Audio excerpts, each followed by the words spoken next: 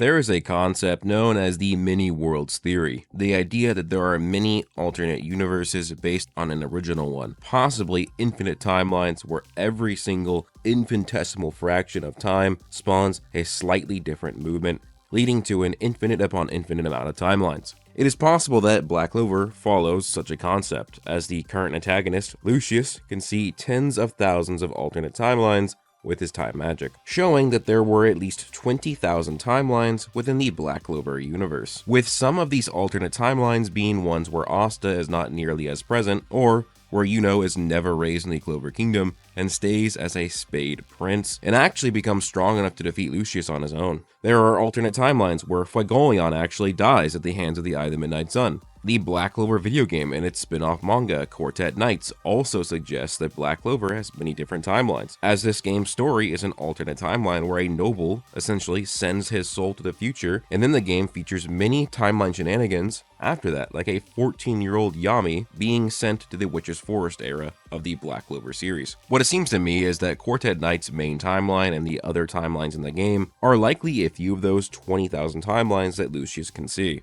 But it makes me wonder, which of these many different futures are bleak? Which is Black Clover's darkest timeline? After a lot of thought in my head, going through many different scenarios in the Black Clover series, I think that I figured out what could be one of the darkest alternate futures the series has to offer. And that timeline has to be, what if Lumiere was never sealed into a statue? What if he just outright survived the events of 500 years ago and had to live and experience the horrendous aftermath of the Elven Massacre? In the original timeline, Lumiere suffered a mortal wound in the battle against Demon Licht, which caused for Sekre to turn him into a statue to prolong his life, waiting for another time when he would be needed. But as we know, Nero actually has the ability to use her sealing magic to seal away wounds or battle damage. Nero turned him into a statue to preserve him for the future. But what if instead, Nero saw the chaos of the current day as something that needed to be dealt with then, and that Lumiere staying in the past would allow them to foster the Magic Knights into an order that could withstand the threat of Zagrid hundreds of years later? What if, instead of using the magic stones to preserve Lumiere, Nero used this to enhance her magical power to seal away Lumiere's wounds? This could make Lumiere's path even darker, as the more that a human uses the power of the magic stones, the more they lose their humanity, the more they lose their human form. In order to heal the first Wizard King, Nero would sacrifice her humanity and become a devil. Now just imagine what the first Wizard King would be faced with. His plan for peace with the elves has now completely failed thanks to the royals. All of the elves have been massacred, including his best friend, the chieftain Licht, who was going to be the father of his niece and nephew, who he was just forced to kill with his own hands. Lumiere also threatened his own pure human form, as he was forced to absorb the negative mana of the demon form through the Swallowtail device, unaware of the consequences or symptoms that would develop in the later years. He also must come to terms with the fact that his sister was murdered along with his unborn niece or nephew. It was unknown at the time that she was carrying twins, and nobody should know that she actually survived, and Lumiere would likely not know, at least at first. His best friend and possibly lover, Nero, has now just turned into a devil to save him, and now he is forced to live in a world where the royals now have the power that can match against him. Both in the anime and the manga, we see that only 9 royal figures has stolen the magic power of the elves. If you think about it that way, there were at least dozens of elves, and all that power was now consolidated into just 9 humans who should have already been decently powerful as royalty. Even if they had just absorbed the magic of Licht, that would make each of them now more than 1/9 as strong as the chieftain. Now add in their own original power and the power of all the other elves, including the apostles. So it could be argued that the royals together could pose a problem that could challenge Lumiere's power. With all these issues, he would also know that one day in the future, the great threat, the word devil Zagrid, would return in order to sow chaos upon humanity. The first Wizard King would have a lot to deal and cope with, and there's a lot of different ways this timeline could branch from here. What I believe to be the most likely scenario is a Cold War. As we know, Lumiere was not the Wizard King when he was alive, only crowned the title posthumously after his heroic acts of defeating the ancient demon. The entire population saw this happen, and he was turned into a hero. Now, what if that hero returned? A hero with incredibly radical ideas, like making everybody equal in terms of magic power. Here's how I think the events would go out. First, I believe that Lumiere would seal Nero away. Sealing magic is a type of magic power that can actually be learned by people who do not have sealing magic. The third eye all have sealing magic, even though none of them have the sealing magic attribute. Julius has sealing magic, he sealed away Conrad in the movie, but he does not have a sealing attribute. And considering Lumiere would have trained and learned from Nero's powers, he likely has sealing magic himself.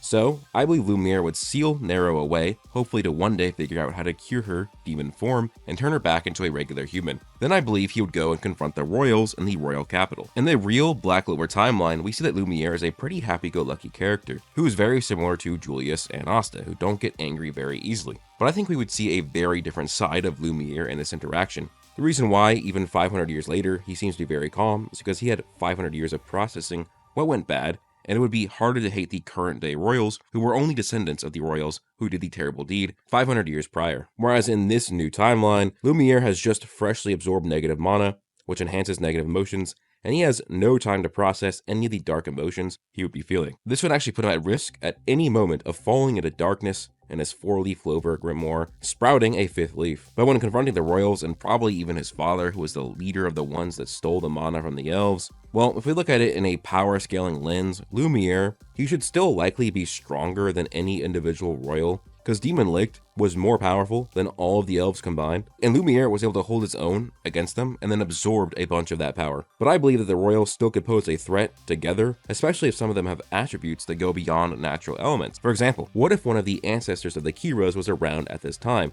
somebody with scale magic, and now that was amplified by a bunch of elven power? They can then use their scale magic to balance the power in the room, making Lumiere weaker and the royals stronger, making the fight even closer than it should be. Also, don't forget that after Lumiere's quote-unquote death in the original timeline, a lot of his magic science was found by the royals. Remember that every single Wizard King in the history of the kingdom had used the Imperial Sword. This would include the Wizard King that should be crowned right after Lumiere's death, meaning that we could have an incredibly powerful character that has the Imperial Sword that Lumiere would also have to deal with. Even though he should be like the strongest by far, I don't think he could overpower all the royals at once because of what they have. This would mean that the royals have multiple ways to turn Lumiere's own power against him. This is why I think it would lead to a Cold War based off of a false peace. Lumiere would be seen as a hero to the commoners and peasants of the kingdom, and many nobles as well.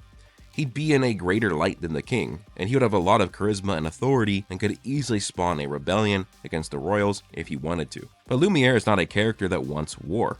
Remember that one of his main motivations as a character was to prevent the war between the humans and the elves. He would probably try to do the same thing to prevent a civil war amongst the Clover Kingdom. On the other hand, the royals would not want to go to war for very different reasons. A civil war would make the Clover Kingdom weak even if the royals won, making it easier to fall victim to any of the neighboring kingdoms like the Diamond, Spade, or Heart, to eventually invade them and conquer them. This aversion to war could lead to a very dark state. In this timeline, Lumiere would be making magic items for the Clover Kingdom, and specifically the royalty. He would make more swallowtail devices. Now, instead of using the devices on sentient beings, they would be placed in grand magic regions around the kingdom. According to the false peace established between Lumiere and the royalty, the stolen magic power from the grand magic region would be split between the royals, the growing army that they were amassing, and the citizens of the Clover Kingdom, making the Clover Kingdom much stronger at the cost of the grand magic regions that were now dying. Now, this is a bleak future for the first Wizard King, but it only gets darker from here. It is implied that Lumiere only knows a little bit about devils or demons, so what is he to do with Nero, who was recently just turned into a devil? Well, one of his first thoughts would likely to be reach out to the devil hosts of the current era, possibly the ancestors of the Faust family. While conversing with them, Lumiere would ask how he could purify Nero and return her to her human form,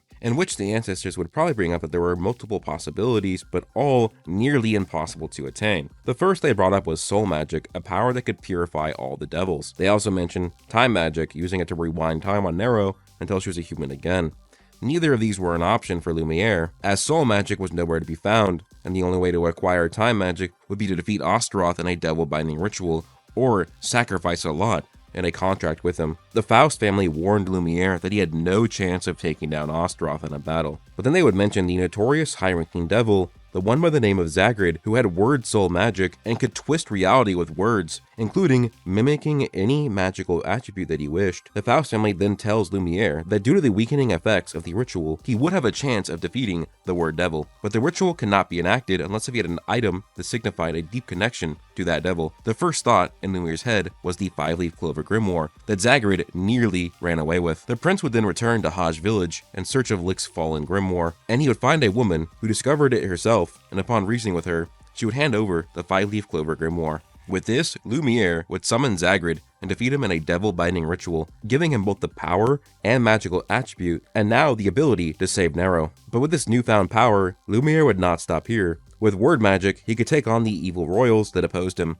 Gathering all the royals together, Lumiere would issue commands. He would look at the Imperial Sword and say, "Return," and then it would appear in his grasp. He would then look at the Kira family member who possessed scale magic and would copy it, using scale magic against them, weakening the power of all the royals present. Then with one fell swoop, he would slash the Imperial Sword, absorbing what little remained of their magic power and souls, and then would end all of the Clover Kingdom dynasties right there, Lumiere being the last royal left. With the royal line ended and nobody to oppose him, he could return the Clover Kingdom to a state of peace and begin pushing his vision for the future of the kingdom, a vision of shared prosperity. But unfortunately for him, the actions of the royal families had long consequences. The army that they were amassing through the use of swallowtail devices in the Grand Magic regions was seen as a threat by the other kingdoms in the region, and several spies amongst the Spade had discovered that the king was planning to use his forces to invade the other kingdoms and bring the entire continent under Clover rule. And just days after the royal massacre, invading forces from the Heart, Spade, and Diamond Kingdom alliance would reach the Clover borders. Very quickly, the Forsaken Realm would be swallowed up by these forces, thanks to in part of the strongest members of the alliance. The Spade Kingdom's king and queen, who use sun and moon magic, are unstoppable, and the Heart Kingdom unexpectedly had 2 spirit users, the Heart Queen with the water spirit and an unknown mage who had contracted with the wind spirit. Lumiere sued for peace on multiple occasions, but thanks to the action of the Clover royals, they deemed him untrustworthy as well. And instead, a massive war for the continent would ensue.